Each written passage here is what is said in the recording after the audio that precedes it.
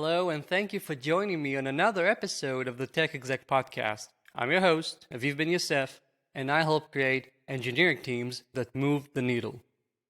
This week, we're going to be talking about the fact that remote works. Not remote work, but the fact remote works. I think that by now, we should have all understood it. I'm still hearing from too many people that this is not something that they see working for them, or that they are still having plenty of issues, and that's because remote is not designed to work. There's no way this thing can work. So let's recap. Yeah, remote means you're working from home without meeting your colleagues. It means that your collaboration has to happen online.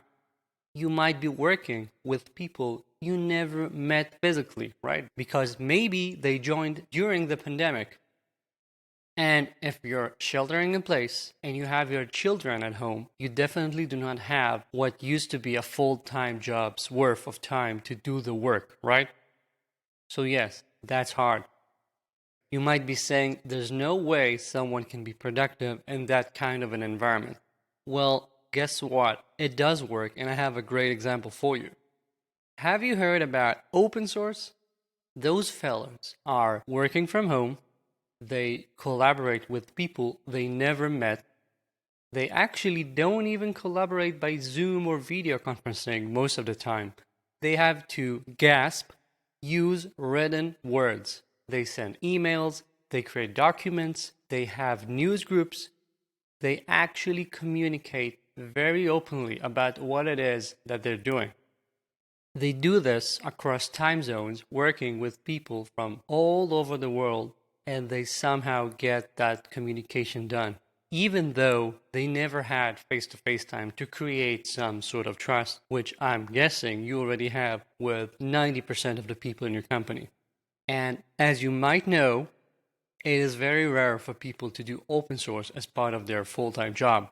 This is a hobby or something that people do when they have a bit of time as part of their work. For example, solving a bug if it relates to something that is troubling them at work. Essentially, no one works in open source full-time. And given all of that, which is what we're describing right now as remote work, but gone to hard mode, still, open source is what's fueling the world, right? The internet is based on it. There's no way you're not using 6 things a day that are based on open source, if not directly open source. And so, let's reiterate, remote works. This is entirely a matter of your communication patterns and of deciding to wholeheartedly go for it. If you still, after 2 months, are thinking this is only temporary and it's going to pass soon, then you're not going to be improving as fast as you should be. Had you 2 months ago accepted this, embraced it, and said, we're going to be the best we can in this situation, right now you would have been in a whole different place. And that's exactly what I'm seeing with the companies I'm advising. If you're still sitting on your hands and hoping that this will be soon any week now, well, it might get better because, as I have a previous episode about the hybrid organizations, we are seeing people returning to the offices, at least partially, but remote is here to stay for the time being in some capacity. And so you should be aware of it, and you should not be giving up on people who have to work remotely. Embrace this as an opportunity to become better, to have even better communications after you come back to the office. Because guess what? A good email is better than 90% of the meetings you probably are sitting through. And so this week, all I want you to take from this episode is first, remote does work. If it's not working, you need to change what you're doing, and you need to change it right now.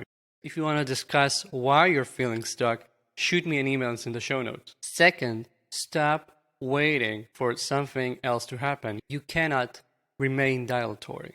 Now is the time to work. Now is the time to start changing things. I keep harping on the fact that we have to improve how we're improving, and this is exactly one of those chances.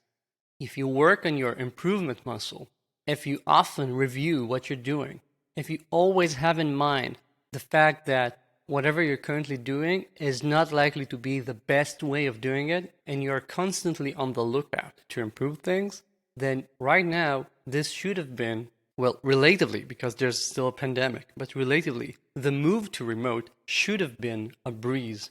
Of course, putting childcare aside. I know I have 3 kids, all 6 and below, and thank God they're back to school this week. Remote works, and you need to improve how you're improving.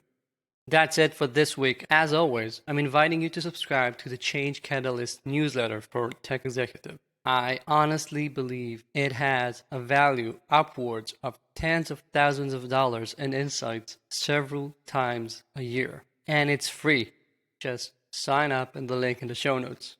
Thank you for joining me. Talk soon.